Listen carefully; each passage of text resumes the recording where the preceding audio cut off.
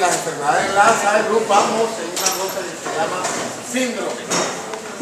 El primer día que dieron la introducción a la semiología, el conjunto de signos y síntomas que más o menos se agrupan dentro de un sistema y a la que confluyen múltiples entidades patológicas, nosológicas o enfermedades. De manera que los síndromes son cúmulos más o menos coincidentes en una cosa que se llama de enfermedades, y por eso lo tratamos, no vamos a hablar de enfermedades, repito, sino de síndromes. Bueno, vamos a concentrarnos en esto. Entonces, el síndrome piramidal obtiene su nombre de la vía piramidal. Hoy vamos a hacer algo distinto, vamos a poner los más difíciles de primero. Y aquí, claro, aquí no hay difícil, se puede decir. Entonces, pero sí vamos a salir temprano hoy del cerebeloso, que es uno de los más peliagudos. Toma su nombre de la morfología de las células o neuronas de Betz,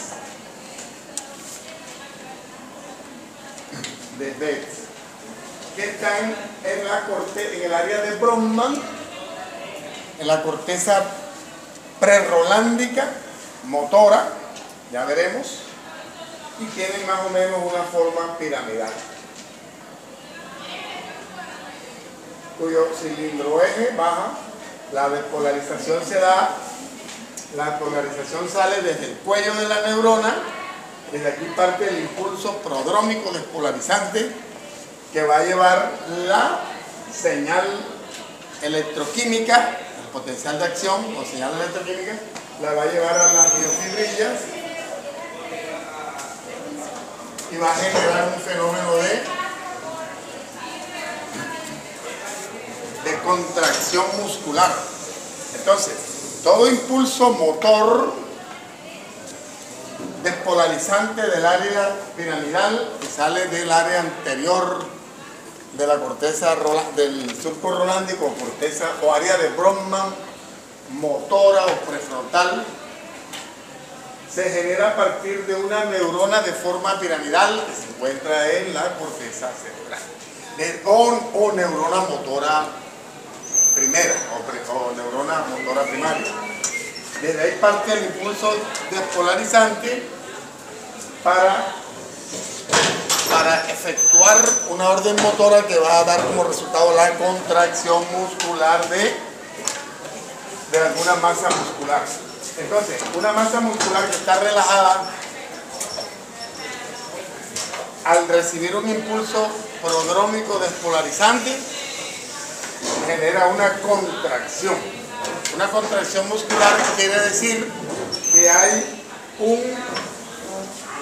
una ganancia de distancia, una distancia X. Entonces, una fuerza que gane una distancia X, fuerza por distancia igual a trabajo. Entonces, se llama síndrome piramidal, ¿por qué? Porque parte de las neuronas piramidales de forma piramidal que se encuentran en el área de Brodmann, y ahí quedamos para atrás.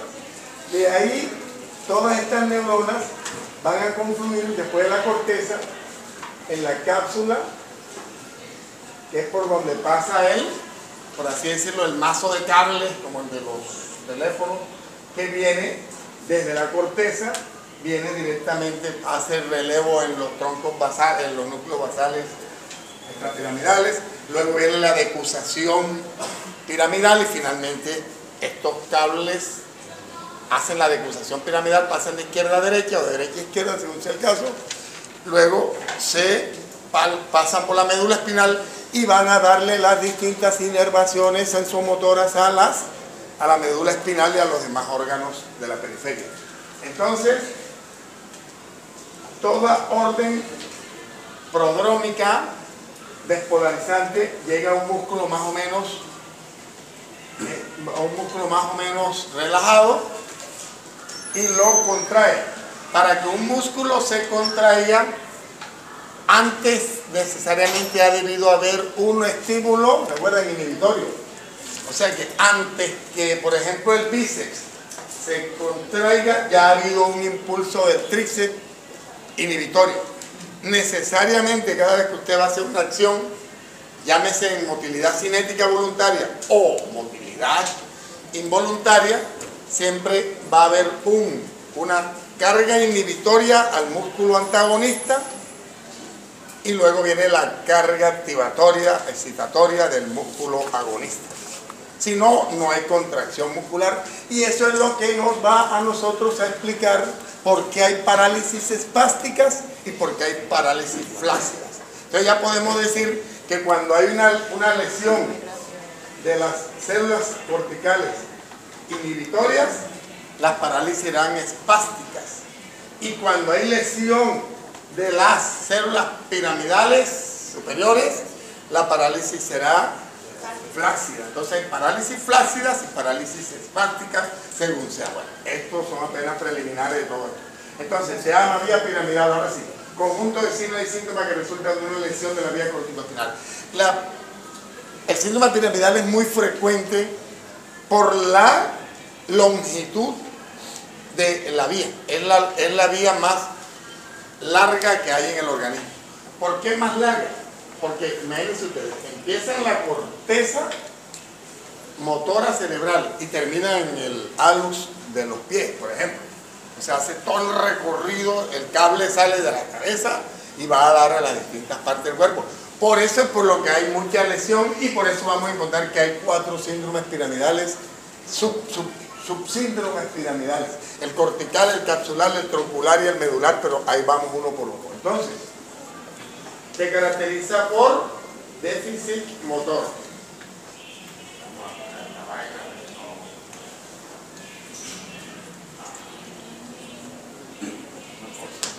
Entonces, se caracteriza por déficit motor. La sensibilidad está en general conservada. Ya veremos por qué. Entonces, se caracteriza por déficit motor. Se origina en las neuronas de Bell, como vimos, en el área de Brodmann.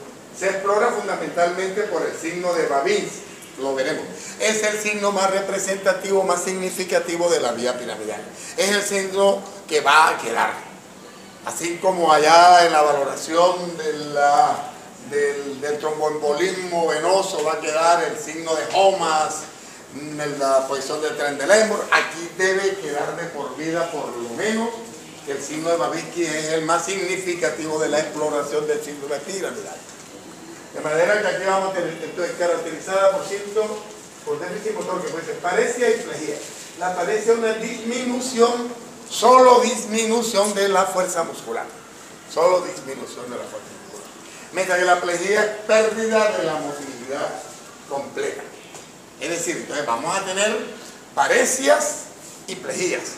Y ahí es donde viene entonces la nomenclatura de las del distinto déficit motor.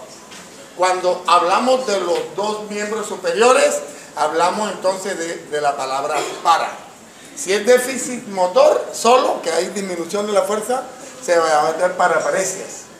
Si es abolición completa de la fuerza muscular, hablemos entonces de paraplejía superior. Entonces habrá paraparesia superior y paraplejía superior. ¿Cómo lo valoramos? Bueno, ya nosotros vimos allá en las clases que la maniobra de Barré y de Mingasini son una de las más especificadas para la valoración de la motilidad y de la fuerza muscular.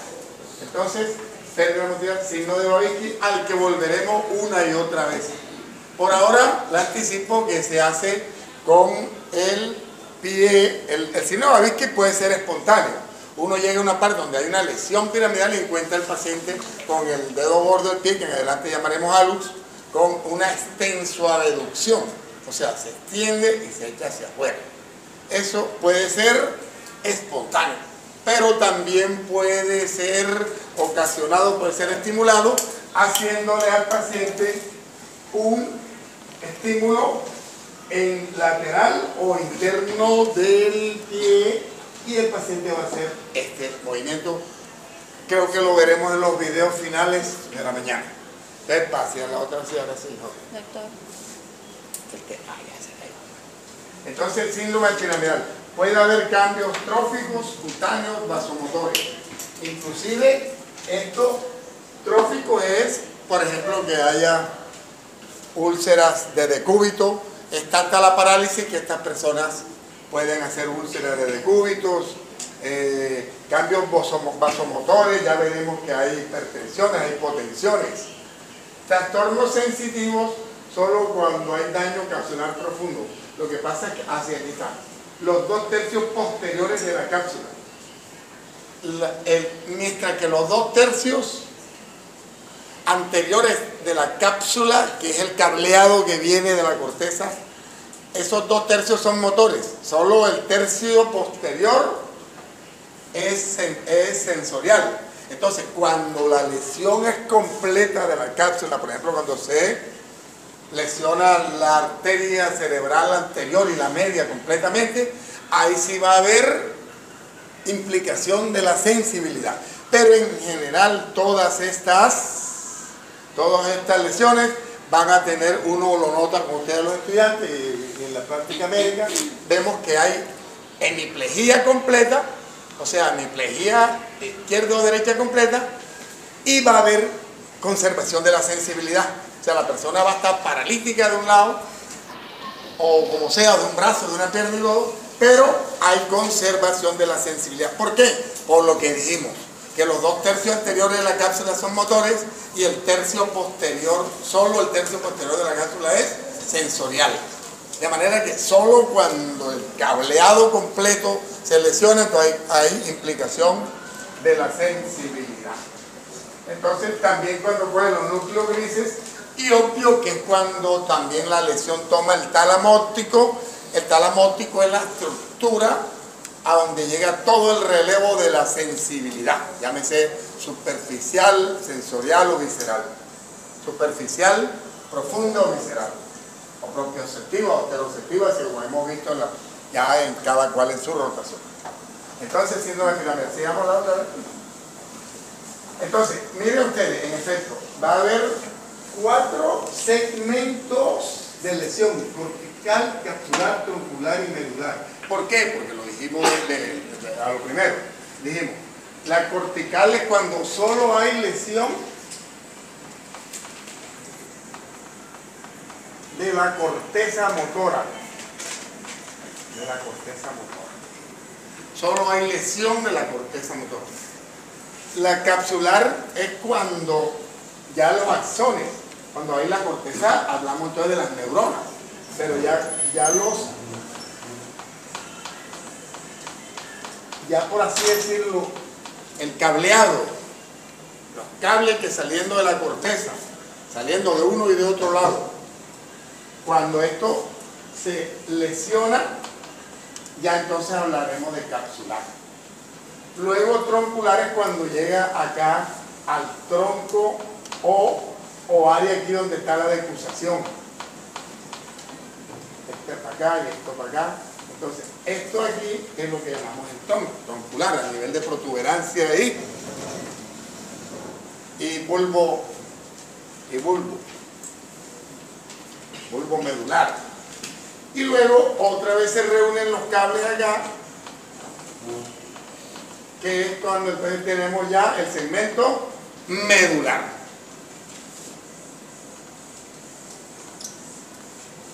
El segmento medular entonces es ya cuando compromete pues en los traumas raquiomedulares, ya cuando compromete ya la médula espinal como tal, que es donde van ya los cables sensomotores para las distintas partes del cuerpo, y arranca desde abajito de la decusación vulvar hasta toda el canal raquídeo y su columna medular. De manera que entonces recordemos que hay un segmento cortical que compromete solo a la corteza cortical, a las neuronas corticales. El segmento capsular que compromete al cúmulo de axones que baja de la corteza.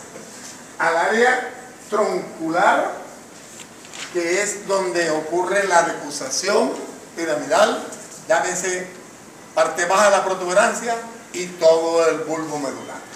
Y el segmento medular, que es ya las lesiones de la médula espinal, que van desde C2, pasando por los plejos braquial y lumbosacros, cola de caballo y todas esas cosas, hasta incluso los nervios que le dan la inervación sensomotora a los miembros inferiores.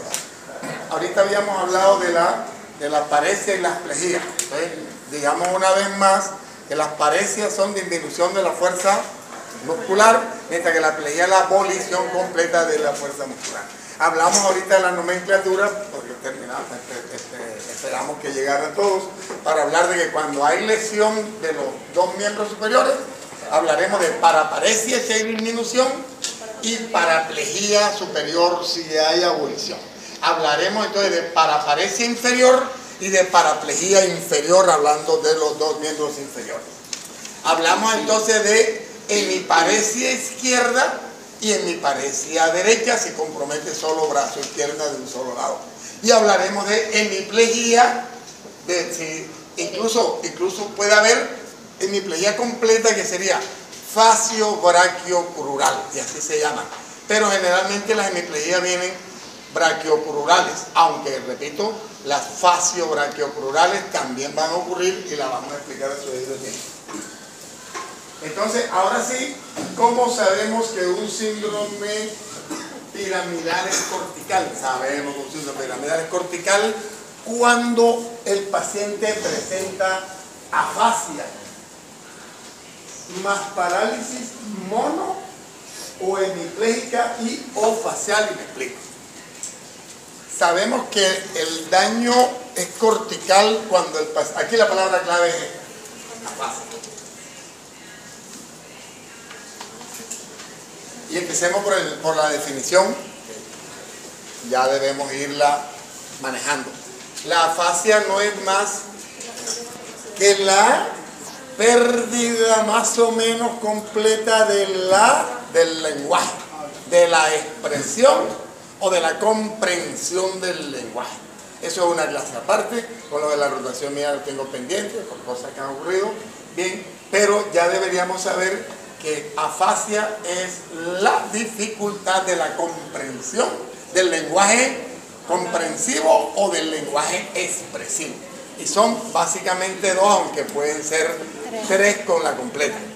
Entonces se habrá afasia de Broca y afasia de Wernicke. La afasia de Broca es la afasia de la dificultad que tienen los pacientes de expresar. O sea, la afasia motora. La persona entiende todo, pero no da para expresar. Cuando eso es así, hay una lesión en el área premotora, el área premotora de Broca, área 40 de la tercera circunvolución prefrontal izquierda. Ahí es donde se encuentra el área motora de Broca. Entonces la persona se caracteriza porque entiende, pero no da para hablar, no da para decirlo. También tiene dificultad en la expresión del lenguaje escrito. Entonces, del lenguaje pintado, agrafia, del lenguaje expresivo mímico, animia. Y obviamente que, sin embargo, cuando él sale de este estado, va a decir, sí, yo te entendía todo, pero no podía hablar. Entonces estaba en afasia motora. Yo te entendía todo lo que decía, pero no sé, había algo que no daba para sacar las cosas. Le pasa como mucho en los exámenes que dicen que saben, pero no lo dicen. Hay algo de eso como que pasa o pasó ahorita. Entonces, no, y dicen que mira, no, estoy nervioso. Bueno, miren, entonces, para que tú digas clínicamente que haya un síndrome piramidal cortical, se necesita que haya afasia. Eso es el primer paso, listo. Con o sin déficit motor.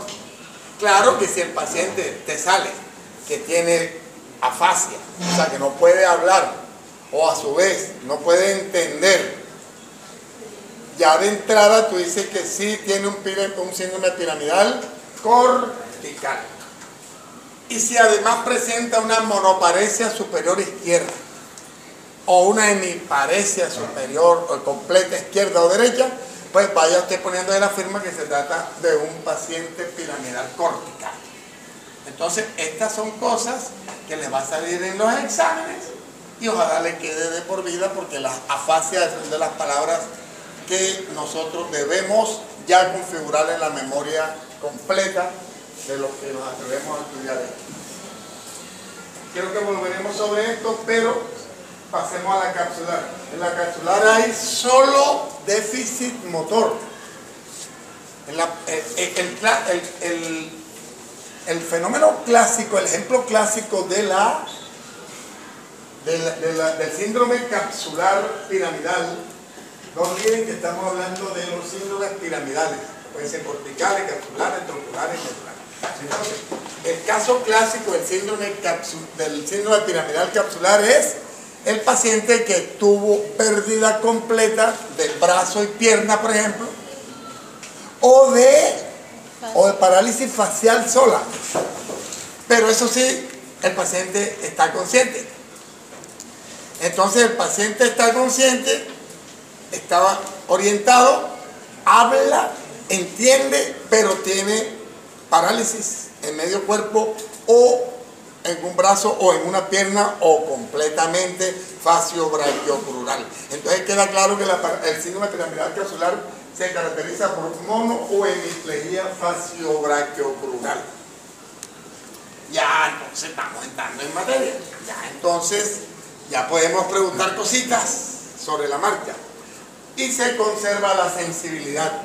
Falta recordar que en general, porque habíamos dicho que cuando las lesiones son profundas, también se comprometía la sensibilidad. Esto es que quede claro. El síndrome piramidal troncular se va a caracterizar por hemiplegias alternas. Volvamos al muñeco que llevamos ahí. Si hay una lesión acá en el bulbo o en la protuberancia, en pleno área de decusación piramidal vulvar, por ejemplo, vamos a tener entonces los pares craneales, algunos se decusan, otros no. El motor ocular común, por ejemplo, no. El motor ocular común, el núcleo derecho le da la inervación sensomotora al globo ocular de ese mismo lado. De pronto, en el facial sí hay decusación motora, porque está más abajo. Pero los grandes pares craneales superiores no tienen decusación.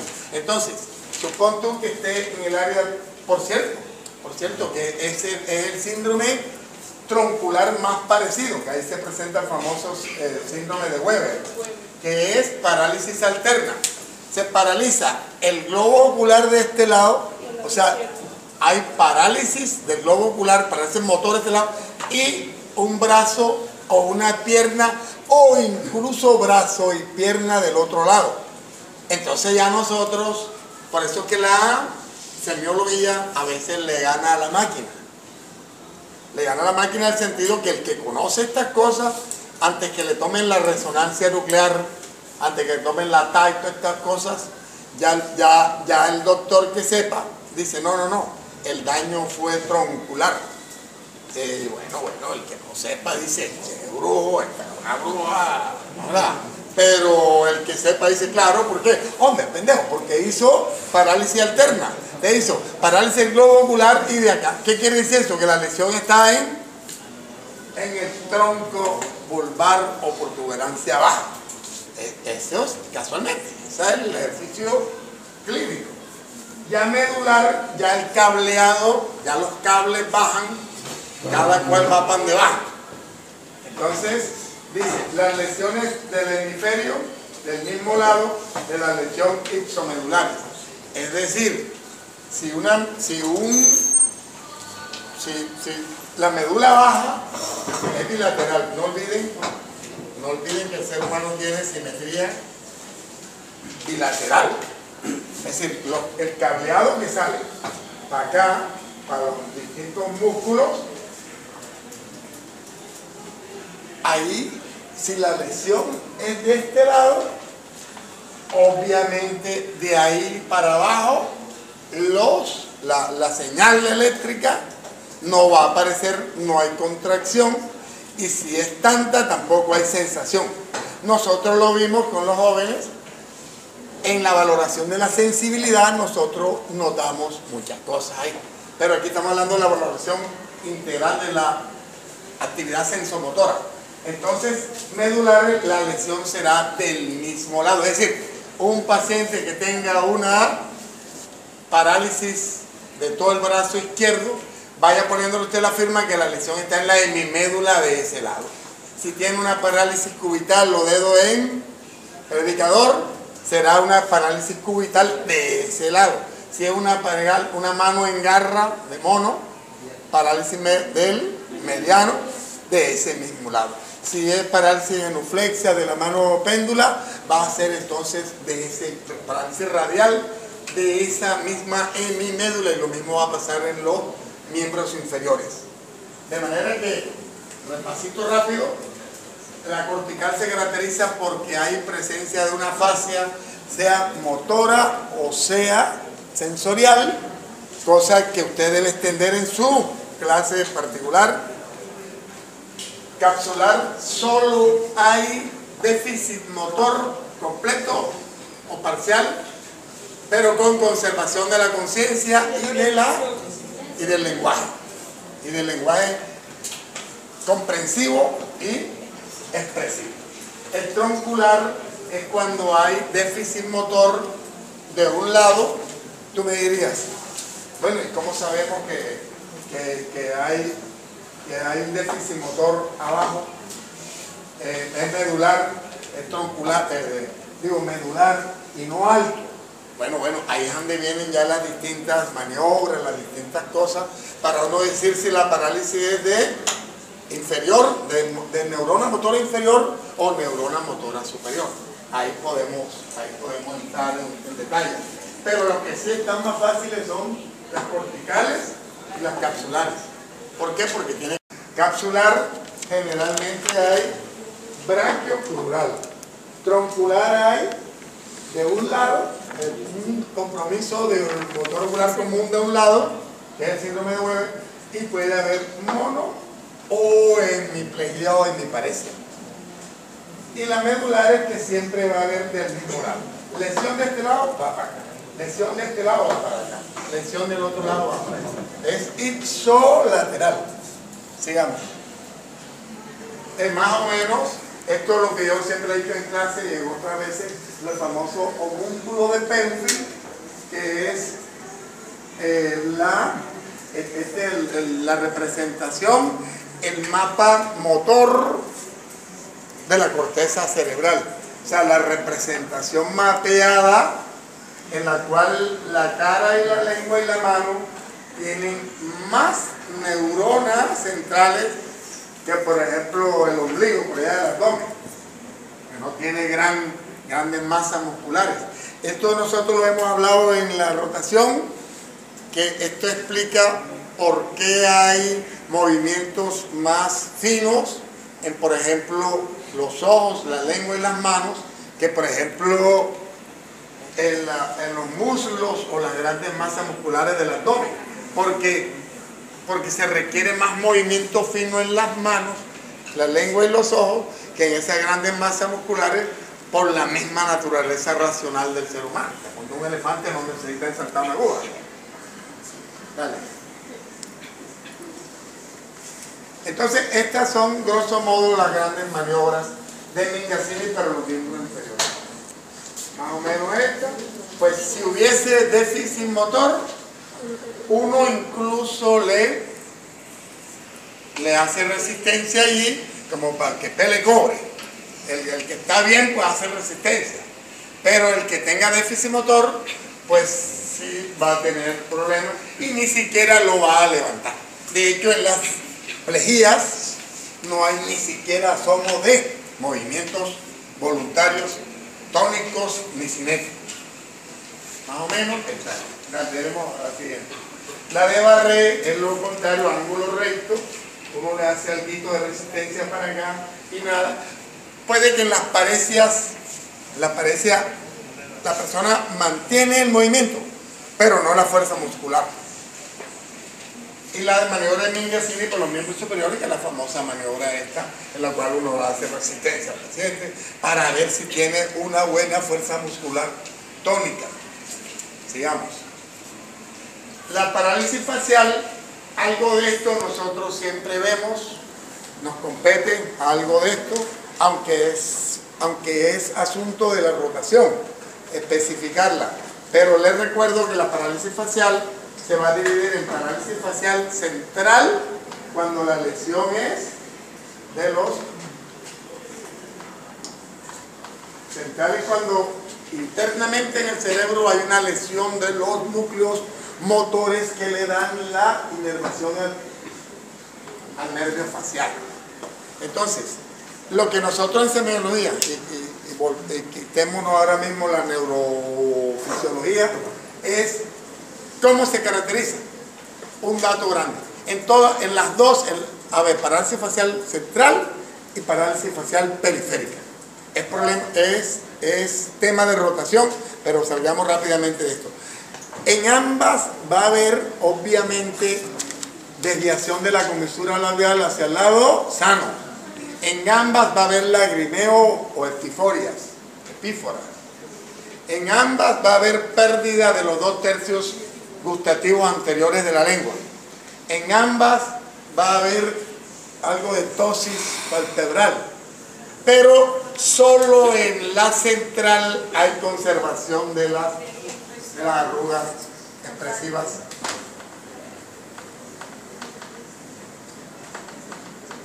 Centrales. En la central hay conservación de los pliegues frontales, de la motilidad frontal. ¿Por qué? Porque, lo habíamos dicho en la rotación, porque los músculos frontales tienen doble decusación.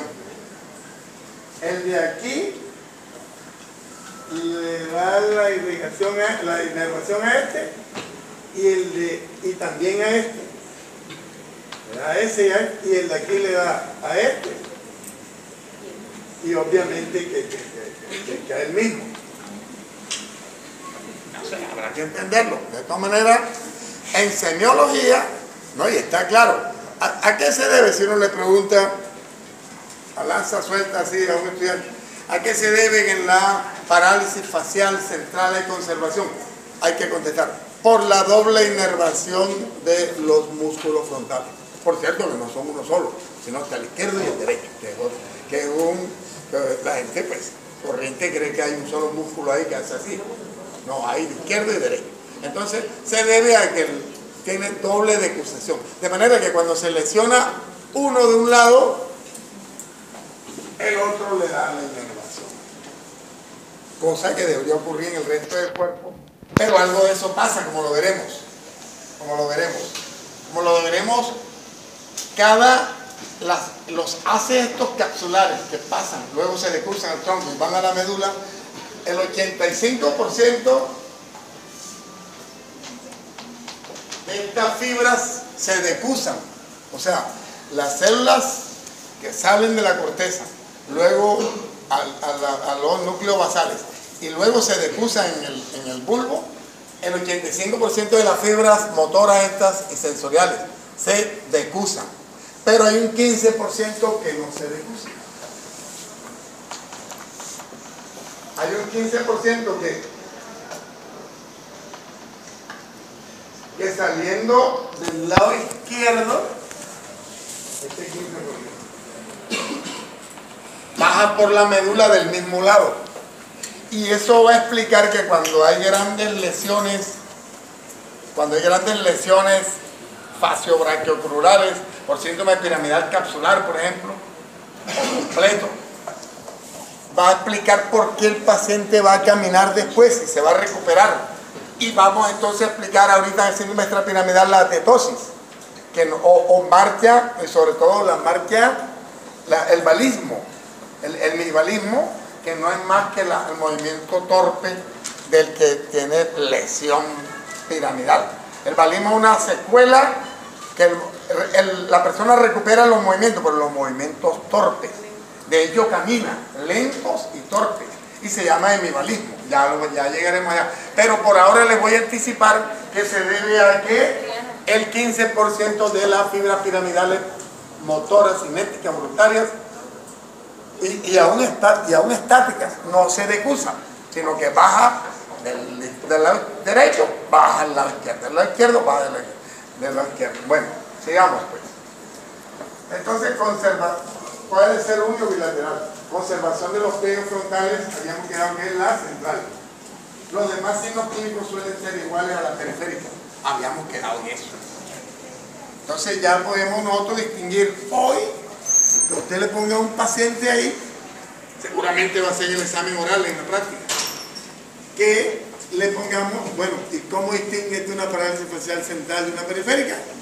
Hoy usted debe saber que la periférica hay parálisis completa, mientras que la central hay conservación de los músculos frontales. ¿Por qué? Por la doble decusación de los músculos frontales. Listo. Hasta ahí, pindanga, como decimos. Dale por aquí. La parálisis facial periférica a Friboli o de Bell.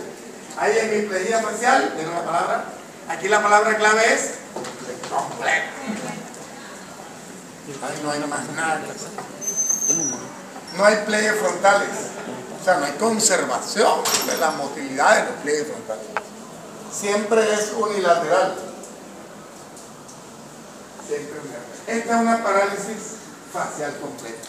¿Qué tú quieres? Mueve un lado, pero el otro lado no. ¿Por qué? Porque el nervio facial que ya le entra aquí a la parte esta de la de mi cara derecha, ya trae la doble decusación de afuera. Entonces, ¿dónde habrá parálisis facial completa? La famosa parálisis a Friboli o parálisis de Bell, que es la famosa que le da a la persona que llega a calorada y abre la nevera y se mete un balde de agua fría. Bueno, procedamos por delante. Son trastornos, mire, esto nos compete. Las afasias son trastornos de lenguaje que obedecen a lesiones de los centros cerebrales situados en el hemisferio izquierdo. Es en el hemisferio izquierdo donde están las áreas motoras de Broca y de Wernicke. ¿Por qué ahí?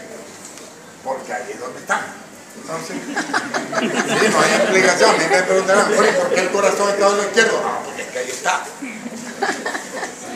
El conducto linfático llega al confluente yugulosubclavio izquierdo, no llega al derecho. Afasia sensorial cortical de Wernicke es falla la comprensión, pero el paciente es logorreico. ¿Qué quiere decir? Que habla solo incoherencias. Habla, a diferencia de la motora que no habla nada, el paciente es logorreico. Hay ecolalias.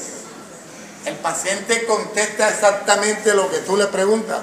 ¿Cómo te llamas? Y él contesta, ¿cómo te llamas? Ecolalia se llama eso. Es clásico. Ecolalia. Lo vamos a ver en la clase ya con la rotación en más extensivo y más detalle. Pero que falla la comprensión es logorreico. Hay ecolalias y hay dislexias. O sea, la persona no puede leer. No puede leer.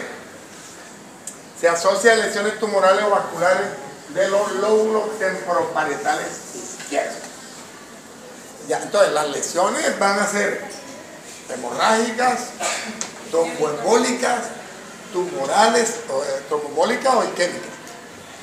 Van a ser traumáticas, pueden ser también sépticas, piógenas, la TBC, los abscesos cefálicos, cerebrales. Ahí sí ya vienen las enfermedades como tal, la esclerosis, los síndromes desmelinizantes, cualquier cosa, pero sobre todo los traumas también que lesionen los áreas temporoparietales izquierdas, que es donde se encuentra el área de Wernicke, primera circunvolución temporal izquierda. Bueno, procedamos. Imposibilidad de hablar, repetir. Entonces, la de motora, mira. Imposibilidad de hablar, repetir, lo escuchado y de leer en voz alta. Agramatismo, agrafia. La persona, como dijimos, no da, porque me dirán, pero uno puede resolver y uno escribe. No, es que no da para... Se llama déficit del lenguaje expresivo, cualesquiera que él sea, porque tú puedes decirle, hey, ¿quieres el almuerzo? Nada, no da para decir así. O decir, sí. Entonces, 2/3 posteriores la hace con convolución frontal izquierda, que es el área de Broca, área 40 de Broca, área 40 de Brodmann, área de Broca. Entonces, la fascia total es una combinación de ambas fascias, pero esto solo se da cuando hay grandes lesiones cerebrales. Como les dice, la fascia total es premorte en casa. Entonces, el síndrome piramidal es extenso por lesiones que se ubican en lo que llamamos los núcleos basales. Los núcleos basales son, como decimos, el piloto automático de uno. Los núcleos basales son dos: el sistema palioestriado, que está compuesto por globus pálido y sustancia negra. Entonces, da su lesión, no da para abrir, no abre más. Se puede. Bueno, ahí está. No importa así que lo que interesa. Síndromes, genera los famosos síndromes hipertónicos, hipokinéticos. En adelante se les puede formar una dificultad con esto de hipertónico, hipokinéticos, hipertónicos, pero ya veremos.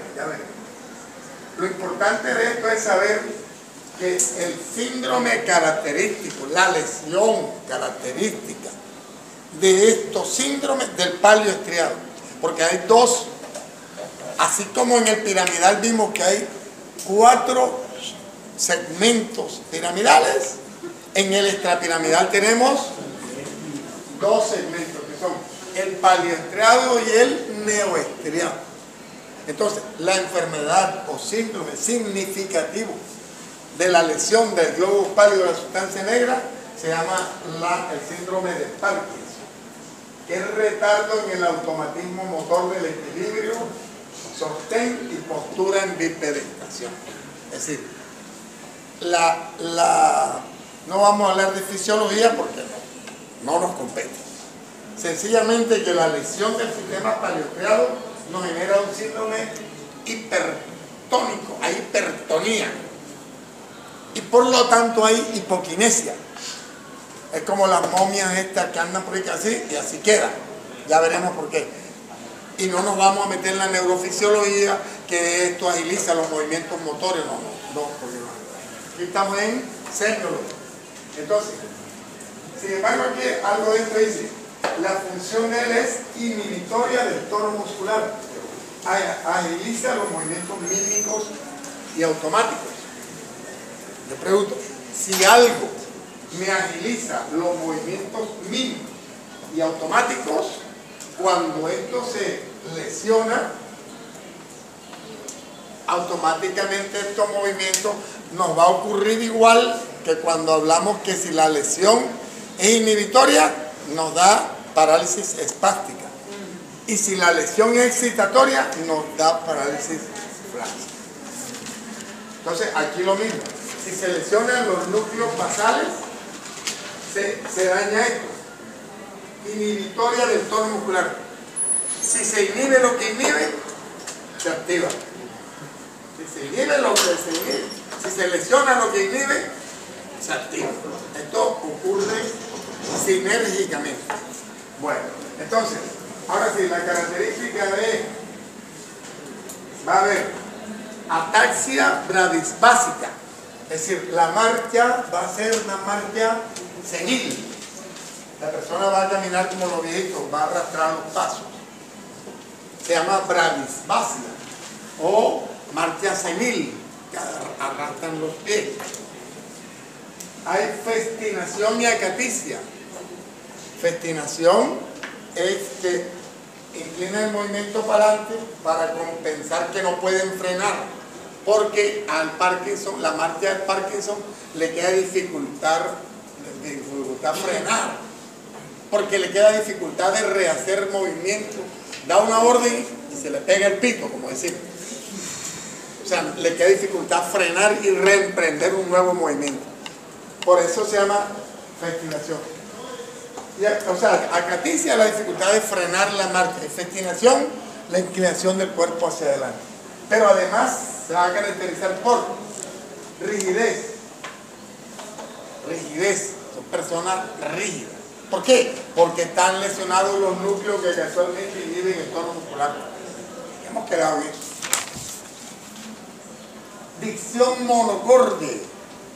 La persona habla monótonamente, no tiene las entonaciones distintas que requiere la expresión normal. Bradisiquia. Bradisiquia es que va a demorar para pensar, para reaccionar, como muchos de nosotros. Aquinesia. La aquinesia es la dificultad de reemprender un movimiento, de generarlo. Yo veía acá en el Parque de los Novios, él murió ya, chileno, profesor de la Universidad del Magdalena, y duraba rato así de Parkinson. Y también presentan, por cierto, un temblor de grandes oscilaciones, que era el que tenía el Papa Juan Pablo II, que murió. Un temblor no asociado al movimiento, como lo veremos después, hay temblores asociados al movimiento. Temblor de grandes oscilaciones, temblor de reposo, porque ya veremos que hay otros temblores distintos. Entonces, este es el subsegmento del síndrome extrapiramidal, o sea, el síndrome palioestriado. Su significación más grande es la enfermedad de Parkinson. No vamos a hablar de fisiopatología tampoco, que la serotonina, no, yo eso no me meto por ahora. Por ahora estamos en semiología, en las características de esto. Quien tiene que echarle una mano a la fisiopatología, ustedes hoy, para ver cómo es el rollo este de la serotonina, la tricolina, que tal, que es autoinmune, que ya. Después tenemos, de pronto en la rotación sí, le metemos una mano a la fisiopatología. Pero por ahora semiología es el síndrome neoestriado. ¿Quién está lesionado? El putamen más núcleo caudal. Es el sistema contrario, aquí no podemos decir contrario, sino complementario de el sistema palioestriado. Entonces vamos a tener aquí al revés de los síndromes hipertónicos e hipokinéticos. Aquí vamos a tener son los hiperkinéticos hipotónicos. ¿Por qué? Porque va a haber una expresión hiperkinética, como lo veremos. Entonces, su función es, la función del putamen núcleo caudal es aumenta el tono muscular, controla los movimientos mímicos, o sea, los frena. Su lesión es hipotonizante. O sea, al disminuir, aumenta el tono muscular. Esa es la función de él. Pero si usted lesiona esto, volvamos a lo mismo que allá. Si usted lesiona lo que aumenta el tono muscular, cae en hipotonía muscular. Y vamos a tener entonces tres grandes maestros, que son la corea, el balismo y la tecosta. Callámosle a esto inmediatamente, rápidamente. La corea son bruscos, son movimientos bruscos, descoordinados, breves, generalmente en miembros superiores y cara. Las coreas más, esto mucho después tengo que emplear una llave tubo, después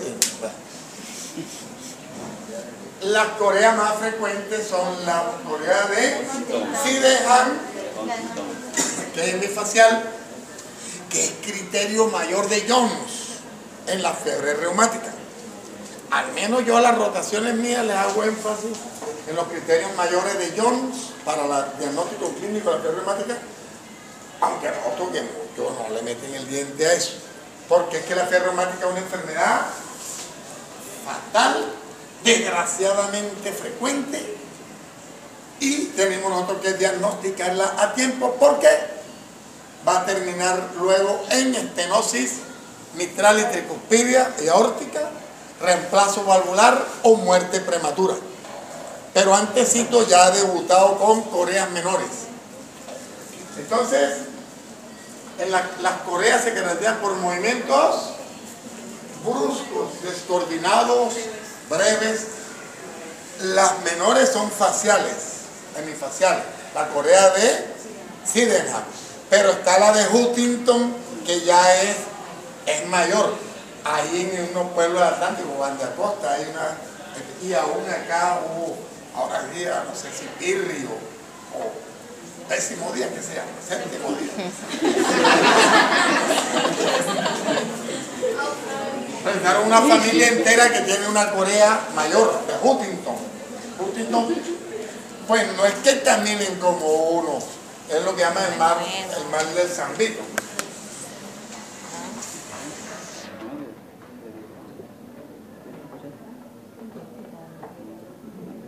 San Vito por San Vitorino. En la Edad Media cogían a este poco de gente que tenía esta vaina y había unas grandes olimpiadas de gente que tenía esto y era una burla, unos enfermos. Sin embargo, los tomaban pues el mal del San Vito. Bueno, balismo, marcha descoordenada en tiro de jabalina. Se llama balismo ¿por qué? Porque la persona camina. Secundario a hemiplejías severas, brachiocrurales, de parálisis completas, que luego se recuperaron. ¿Por qué? Por aquello del 15% de fibras motoras que le dan la inervación al medio cuerpo ipsilateral. Por eso se explica que esta persona duró 1 mes, 2 meses, 3 meses paralizado en un hospital al que tuvieron que darle la salida sin movimiento, y de pronto de la noche a la mañana empiezan a mover, a recuperar, a caminar. Lo ve uno que van por ahí. Claro que es difícil que te pueda saltar una aguja, pero caminan. ¿Y es debido a qué? A la recuperación de ese porcentaje de fibras que no se decusan en la decusación piramidal. La atetosis, movimientos torpes de los dedos, agarre en mano de pulpo. Van a coger algo, pues lo agarran con toda la mano. ¿Por qué? Porque son movimientos torpes. Perdieron la sutileza de los movimientos finos que proceden del área de Brodmann de la circunvolución prefrontal cortical. Entonces, solo recuperan un 15% de esa motilidad motora cinética voluntaria. Y van a hacer movimientos torpes, risa torpes. Bueno, vamos a ver. El sistema neoestriado. Movimientos involuntarios. Miren, hay uno. Tenemos los más frecuentes. ¿Quién es la estúpida que está manejando ese? Escalofríos. Contracciones clónicas de los músculos. Contracciones clónicas de los músculos esqueléticos. Inciden en los maceteros y luego a todos los demás músculos. Pueden ser compensatorios los ríos. O sea, a los perros porque le llevan a los ríos. Pero también puede ser... que, ¿por qué? Por una malaria, por una hepatitis, por una salmonelosis, por una enfermedad. Pero también puede deberse a otras cosas. Los tics es un acto convulsivo y súbito limitado a uno o un grupo de músculos. Hay la necesidad de realizarlo y va seguido de un alivio momentáneo. Lo que llamamos nosotros la famosa manía. Hasta que no se rasque donde no queda tranquilo. Pero hay tics, por ejemplo, así que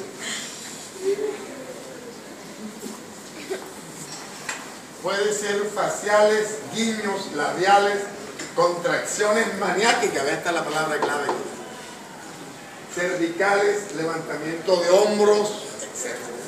Por ahí anda. Movimientos fasciculares son contracciones de grupo de fibras de un músculo en reposo. No producen efecto motor. A uno le mueven a eso. No producen efecto motor. Fasciculares. Había que bórralo de una vez para que no quede con otros.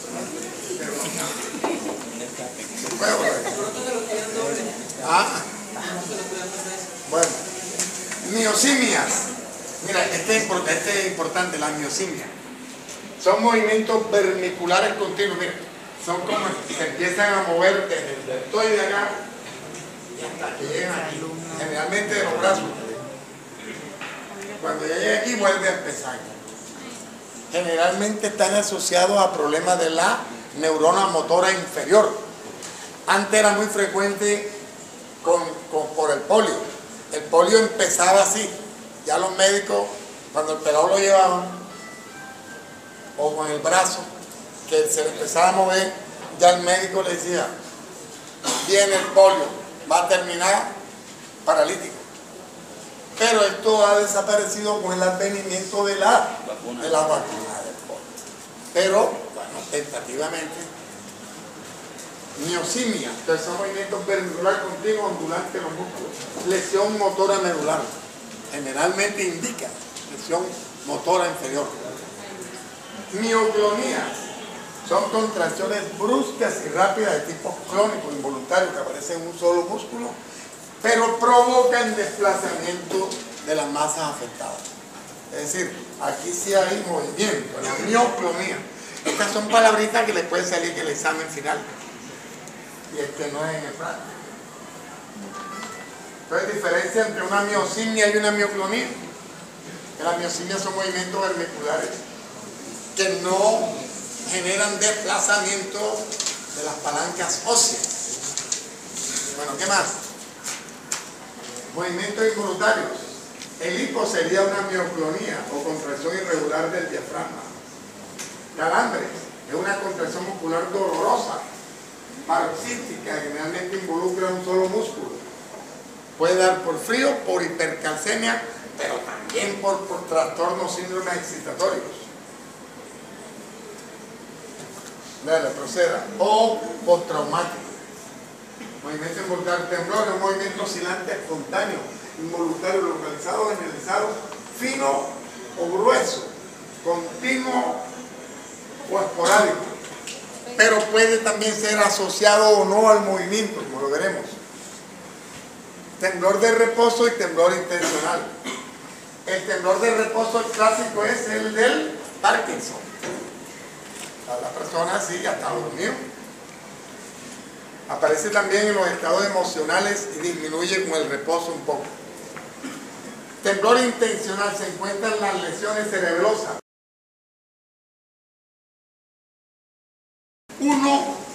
El ser humano se encuentra de pie por 3 vías.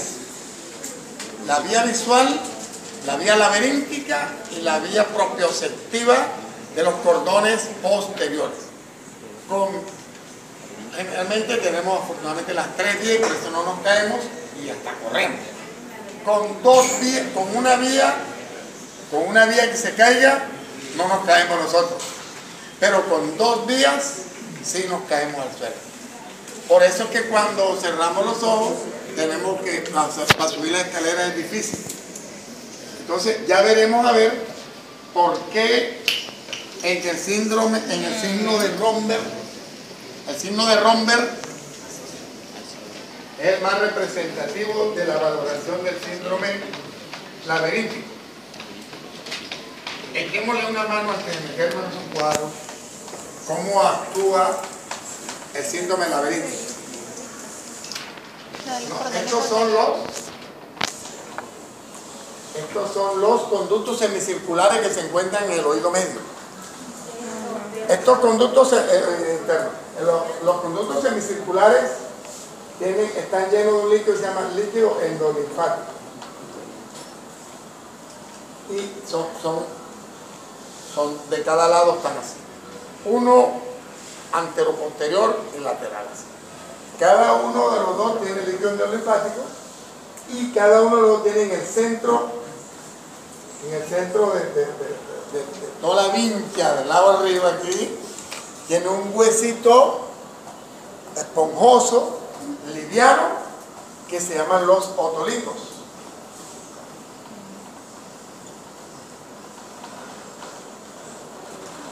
Los otolitos.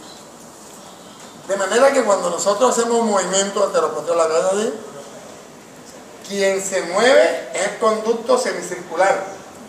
En este caso sería el anteroposterior. La cabeza se mueve para acá. Y el otolito siempre está en el punto de gravedad. Él siempre está en el punto de gravedad. De manera que las aferencias sensitivas que están aquí le envían al cerebro, pasando por el cerebelo, las señales de dónde está la cabeza. ¿En qué parte está la cabeza? En el eje anteroposterior. Si es así, entonces el que se mueve es se mueve el conducto este hacia acá o hacia acá. Y el otolito permanece también en el PG. Y esto va a dar la normalidad de la ubicación mental, por así decirlo, de cómo están las cosas, la cabeza. Nos va a dar eso. Pero si este líquido endolinfático se nos llena de grasa, de colesterol, en el caso de la hiperlipidemia que nos da mareos,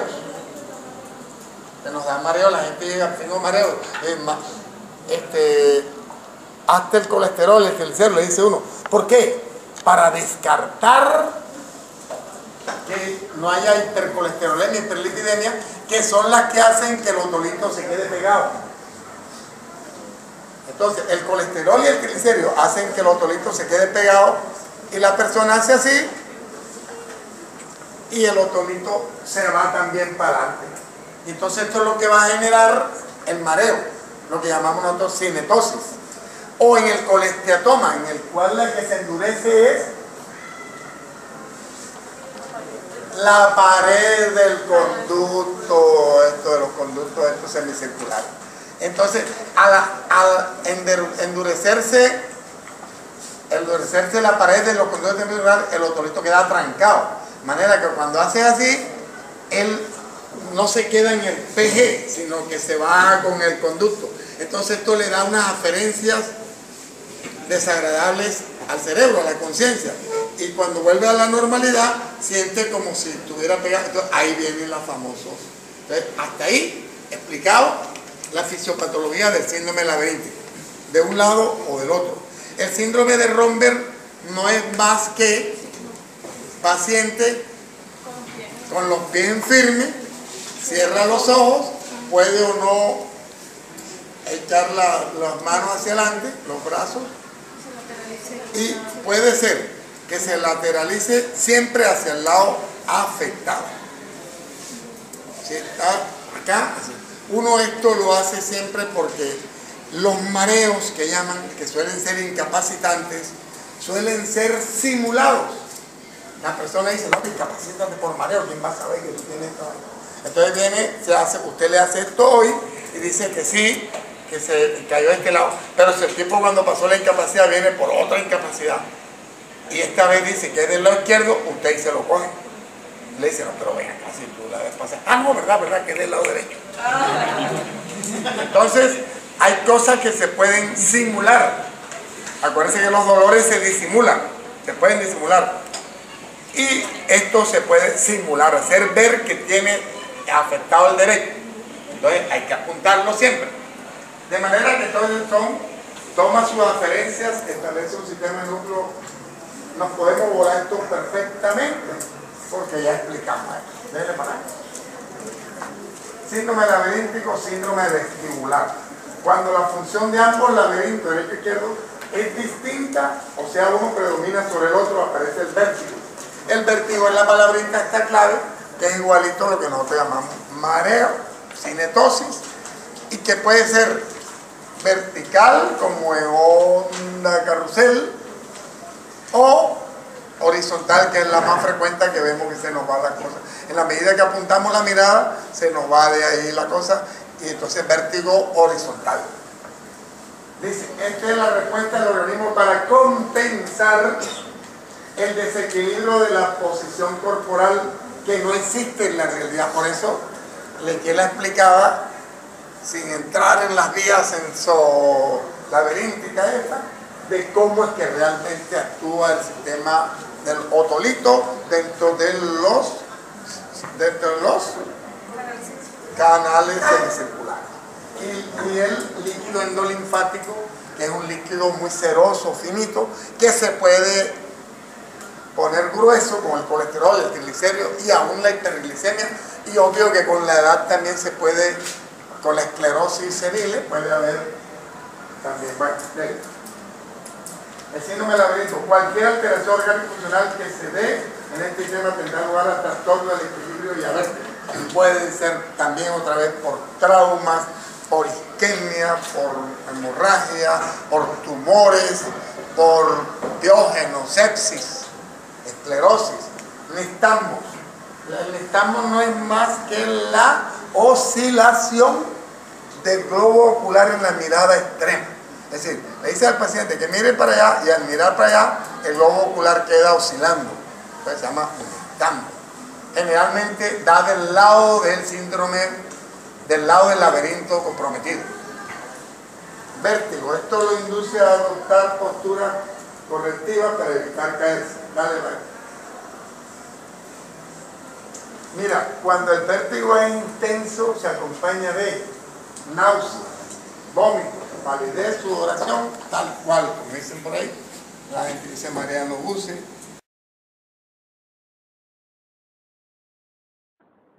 Etiología del síndrome cerebeloso. Podemos tener aquí tumores cerebelosos.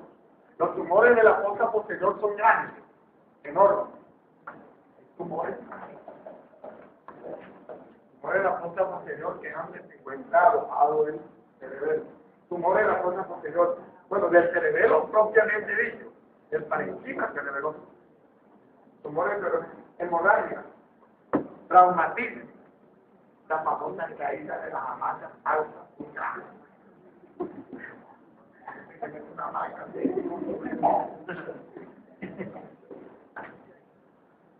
cerebelitis, inflamación del tejido parenquimatoso cerebeloso, absceso cerebeloso y origen familiar, que hay una enfermedad registral, hay una enfermedad de tipo metabólica, hay angióxido, angiolipídia, que impactan en eso. Etiología del síndrome cerebeloso. Dice, regulación del tono muscular y coordinación. Entonces, regulación del tono muscular es la actividad tónica. Y la coordinación de movimiento, que es la actividad táctica. Entonces, el cerebro tiene dos grandes actividades, la tónica y la táctica. La táctica es la coordinación de movimientos aprendidos. Entonces, este es el complejo de signos y síntomas que resultan de la alteración de las funciones del cerebro, son las siguientes. Regulación del tono muscular. El cerebro es hipertonizante, de manera que sus lesiones son hipotónicas. Parece que venimos hablando de esto. Los hemisferios cerebrosos actúan sobre los miembros. Miren, los hemisferios cerebrosos actúan sobre los miembros, los brazos y las piernas, los hemisferios. El vermis sobre la cara, cuello y cintura. Entonces, los dos hemisferios le dan la función tónica y táctica a los brazos y a las piernas. Y el vermis, que es el lóbulo central, le da la función táctica y tónica a la cara, la cabeza, el cuello y las dos cinturas, la escapular y la pélvica. Vamos por ahí. Permite la actitud bípeda y la marcha sin grandes oscilaciones. Gracias al cerebelo podemos caminar por su actividad táctil. Las vías cerebroespinales tienen una doble clave. Esto explica el por qué muchas lesiones cerebrosas causan déficit homolaterales respecto a la lesión. Es decir, cuando una lesión, como lo veremos en las pruebas ahora, cuando una lesión está del lado derecho, póngale la firma que el hemisferio cerebeloso derecho está comprometido. Y esto nos va abonando pistas para saber cómo están las cosas. Proceda. Dice, ataxia del tronco que multiplica. Síndrome de Bernier. Síndrome de Bernier, ya porque otro que está lesionado es Bernier. Es Bernier porque tiene forma de gusano. Como los movimientos perpendiculares que vimos ahorita en la bioquímica. Entonces, provoca atonía. Debe provocar atonía, problemas tácticos ¿dónde? La cara, ¿por qué? Lo que obliga a sujeto a bambolearse y a separar las piernas para ampliar la base de sustentación del cuerpo. Esta taxa se debe al en el término donde se encuentra el centro rector, la palabra clara en esto, del enderezamiento del equilibrio. O sea, que en el término donde se encuentra el centro rector del enderezamiento del tronco del cuello. O sea, hipotonía es una gran alteración atáxica en la movilidad de los miembros de un solo lado. Síndrome de los bueno. Hasta aquí el síndrome berniano. Después vemos las pruebas completas de uno y otro. Síndrome de los hemisferios cerebelosos. O sea, prueba. Entonces está la prueba de Holmes-Stewart. Aquí para adelante viene la pregunta del cambio. Así, vamos a ver quién ríe. Prueba de Holmes-Stewart. Prueba del rebote. Podemos hacer algunas aquí de prueba. Se ordena al paciente que aproxime la mano a su hombro. Hay que hacerla, tiene que exigirle que la haga. Le dice al paciente que, mira, no se llama. Tú, cuando yo te da eso, cada cual que haga. Será positivo el Holmes-Stewart cuando al decirle al paciente le haga, generalmente pues uno queda entorrido, queda bien, ahí resistente. Pero se hace así, quiere decir que ese lado está comprometido. Positivo para ese lado del hemisferio. Normalmente se detiene la mano, pero en el cerebelópata, la palabra, se flexiona bruscamente contra el hombro. Quiere decir que en este hemisferio ya hay patología. ¿Cómo se llama la prueba? Holmes-Stewart, con prueba de eso. La pregunta, pues, déle para adelante.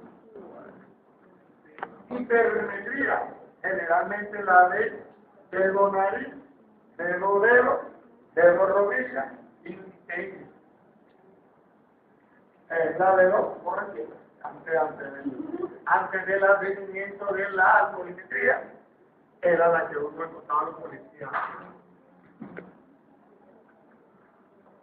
Había uno que no se encontraba ni las manos. Miren, asimétrica. Prueba de extensión del tronco. Al inclinar la cabeza hacia atrás, la rodilla y los pies se presionan compensatoriamente. Eso es lo normal. Uno ve a los peladitos cuando miran la luna. En el cerebro no hay esto y el paciente se cae. ¿Cómo se llama la prueba? Sí, asimétrica.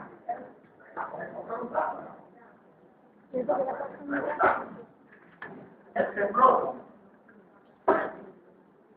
Cerebeloso de ventilaciones amplia pero intencional. Al contrario del Parkinson, que es de reposo. El paciente no tiembla mientras no vaya a comer algo, si va a comer algo, Entonces, es más de un titubeo, como si la actividad tónica se convirtiera en crónica.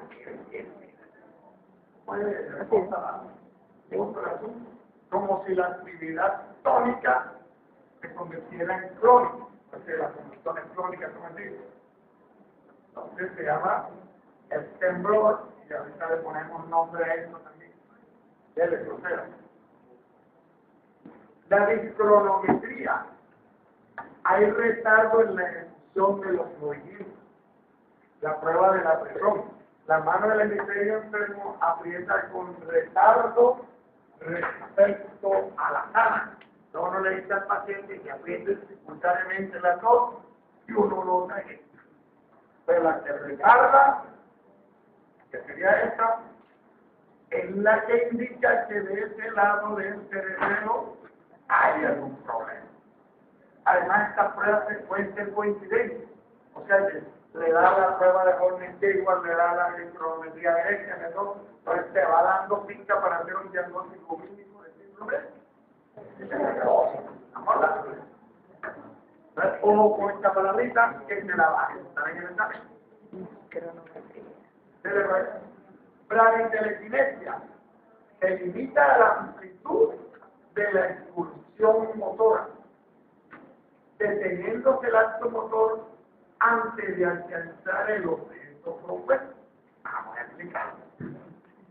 Generalmente le ocurre a los que tienen una mente que tiene más fluido que pasan el tren. Claro, le están borrando, tumban el ratito.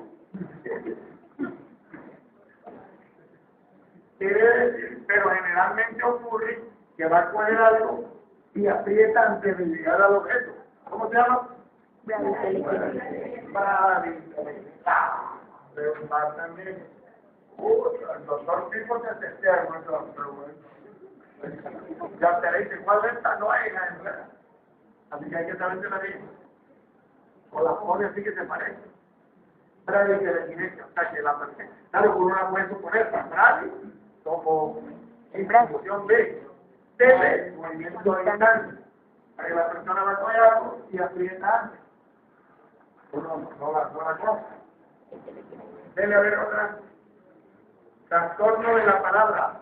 La dicción es monocorde, monótona, sinlabiada, lenta. Trastorno de la palabra. En el síndrome cerebroso. Algo parecido al Parkinson. Pero los Parkinson no tienen la discronometría en la cerebroidea. Ahora sí. Entonces, a ver, la digialocontinencia, a ver, esta no falla en la. Y además está la agialocontinencia. Dice, incapacidad o dificultad para realizar movimientos seguidos o opuestos, como supinación y concentración. Por ejemplo, el paciente lo indica, a ver, esto es supinación o esto es problema. No lo dice al paciente. A ver, haga así. El paciente haga así. Pero no da para supinar. Entonces, esto se llama, ¿no?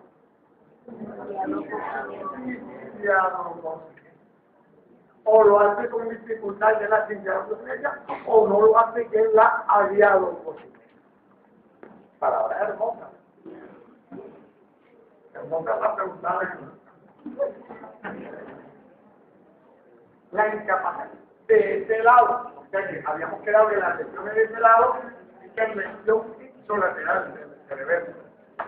Habíamos quedado bien. Bueno, digamos aquí más. Síndrome de hipertensión endocraniana. Pues como la palabra, este es un síndrome que es primo hermano, si no es lo mismo a veces, del meningo. Casi siempre van unidos. El meningo genera hipertensión endocraniana, aunque no siempre, porque por ejemplo, en los edemas cerebrales metabólicos no hay meningitis, pero hay hipertensión endocraniana. Y en muchos tumores que no hay meningitis, pero sí hay hipertensión endocraniana. Entonces se define como aquella medida y el interior de la cavidad craneal tiene el resultado de la interacción entre continente cráneo y contenido.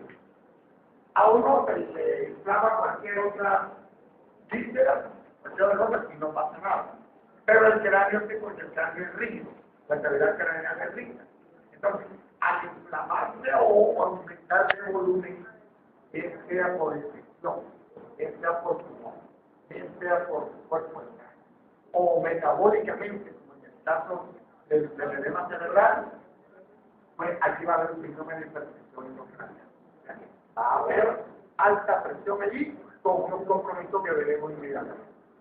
Entonces, conjunto de nerviosismo causado por el aumento de la presión de los líquidos para los raquídeos intracraneales. Los valores normales de presión intracraneal establecidos son 3 a 15 milímetros de mercurio o 70 a 150 centímetros de agua en el equivalente de 2 milímetros de mercurio.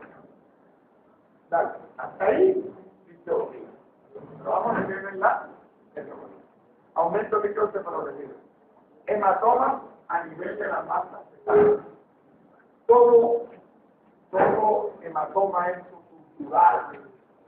estructural, intraparenquimatoso, cefálico, puede producir edema cerebral local o generalizado. Entonces, pues eso era video figural, edema cerebral.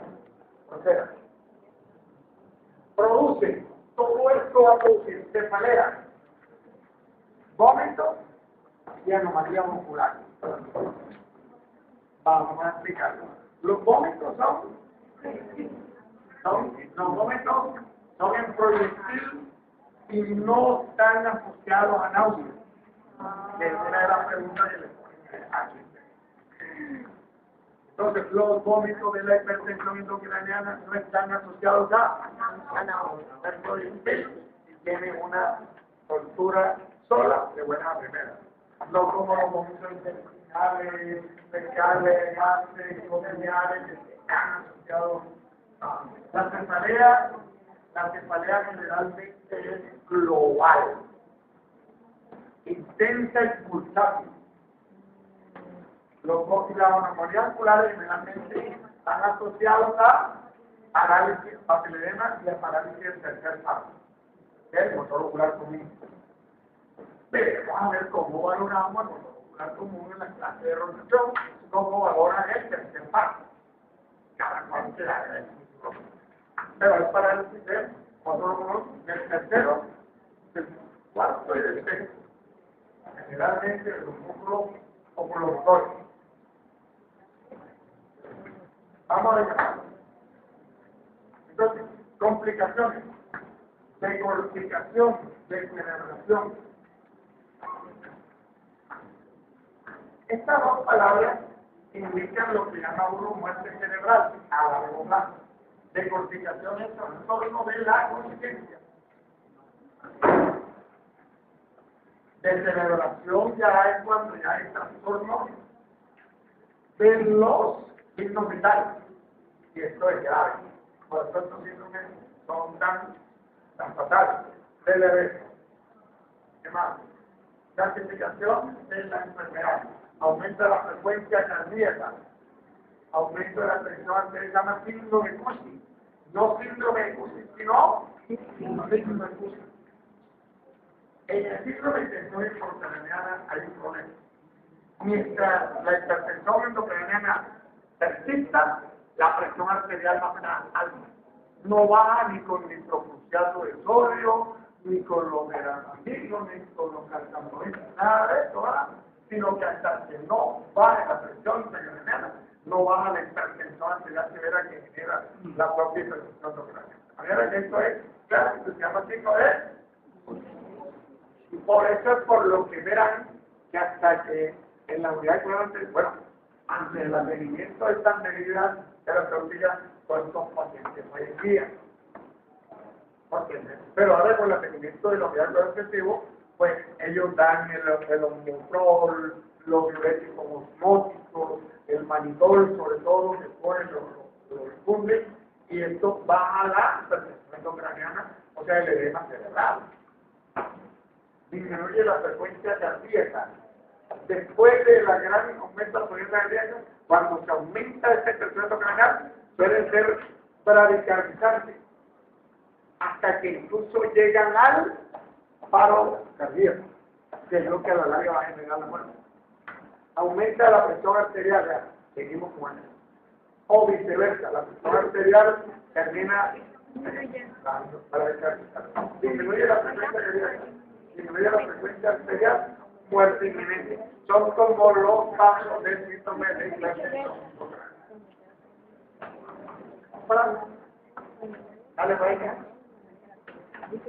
En teología, tumores intracraneales con frecuencia, meningitis, hipertensión arterial maligna, trombosis de las venas cerebrales, seno de la dura madre, de las apicales y las transversas, la hidrocefalia, fractura del cráneo o los traumas craneoencefálicos severos. Hemorragia intracraneal, y no está allí, pero decimos lo de una vez, los síndromes metabólicos, el de la hiperuremia y la insuficiencia renal, o la encefalopatía metabólica en la insuficiencia hepática. Entonces, infección da convulsiones generalizadas, estrabismo, este estrabismo se da por parálisis del motor ocular externo, convulsiones generalizadas y el examen de fondo al papiledema en el síndrome y en caso avanzado atrofia de la papila ósea cuando ya es crónico y está avanzado el síndrome de hipertensión intracraneal. Bradyemia, dale a ver. Laboratorio, el hidrocefalorraquídeo que haya muy aumentado. Algunos autores contraindican la función y extracción. No se puede hacer a la carrera de extracción del hidrocefalorraquídeo porque se viene de la famosa hernia de la víscera límbica, como un paro cardiorrespiratorio inminente. Por eso es que ellos manejan esto con mucha calma. Yo me he visto el primero que la daba y está reportado. Y eso además se lo preguntan en el examen.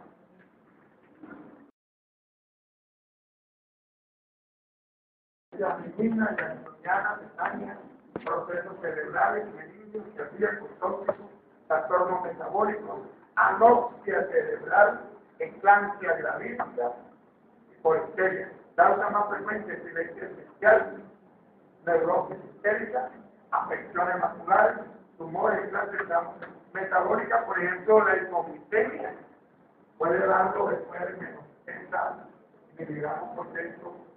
Habla de un tópico de 57 miligramos por ciento, ya puede haber en la hipotermia, la hipoglicemia, la hipotensión, la hipertensión a su vez también puede ocurrir.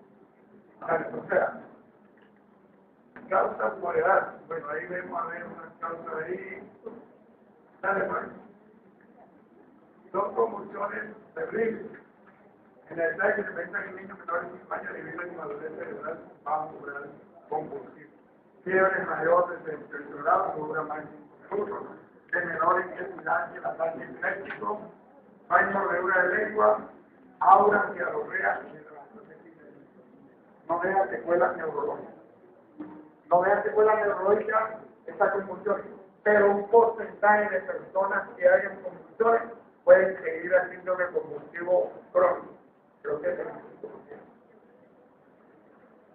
25%. Epilepsia. Son desorden intermitente de los centros nerviosos consistente en súbita y desordenada descarga de la neurona motora de la corteza cerebral.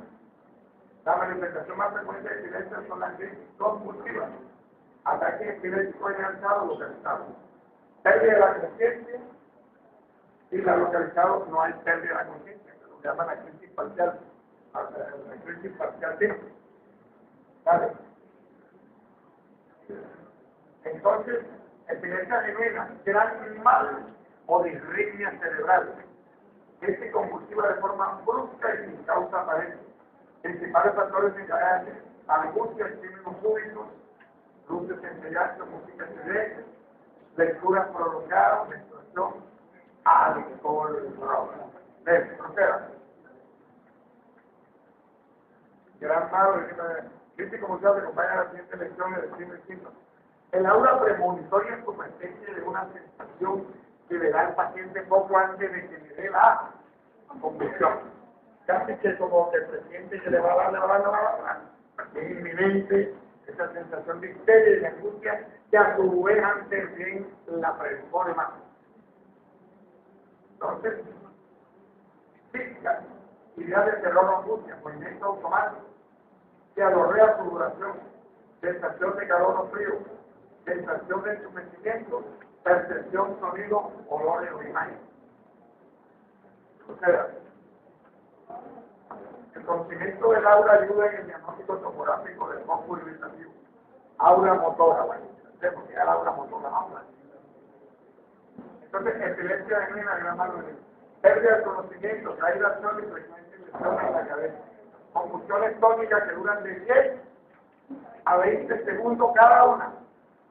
Convulsiones crónicas intermitentes acompañadas con mordedura de lengua y salivación espumosangulenta que a la larga es la que viene complicando el problema porque puede haber entonces edema de glotis y obstrucción glótica con cuerpo extraño, llámese tapón mucoso o de sangre.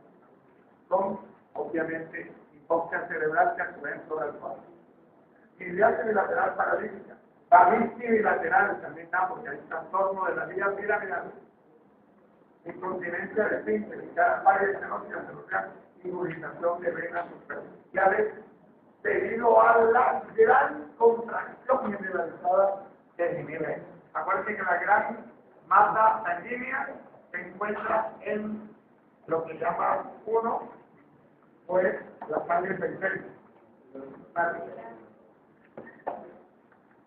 Luego de la agencia, el paciente vuelve por varias horas y despierta con cefaleas sin recordar lo sucedido durante la crisis. Si no pasa el carro o si cae un pico.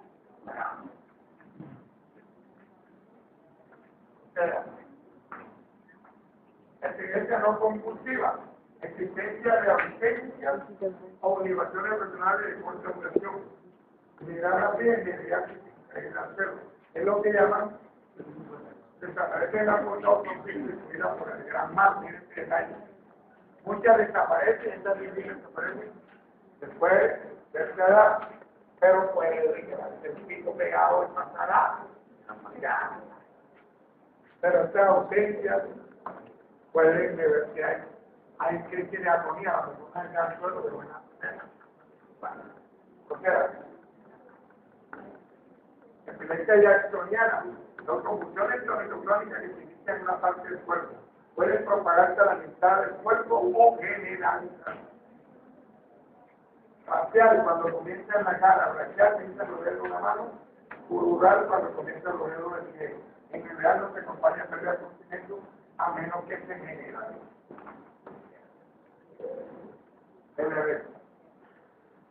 Se observan procesos cerebrales, tumores, la causa más frecuente es la idiopática, que es la que no sabe. Ya usted viene porque parece ser que los umbrales de excitación de la vía piramidal están disminuidos y estas descargas motoras se presentan de buena manera. Llamándose entonces la famosa epilepsia idiopática que no está realmente de la misma causa. Pero es por el umbral de excitación que está en estos pacientes. Proceda, primera auxilio. Bueno, los auxilios no nos interesa mucho y vamos a los videos.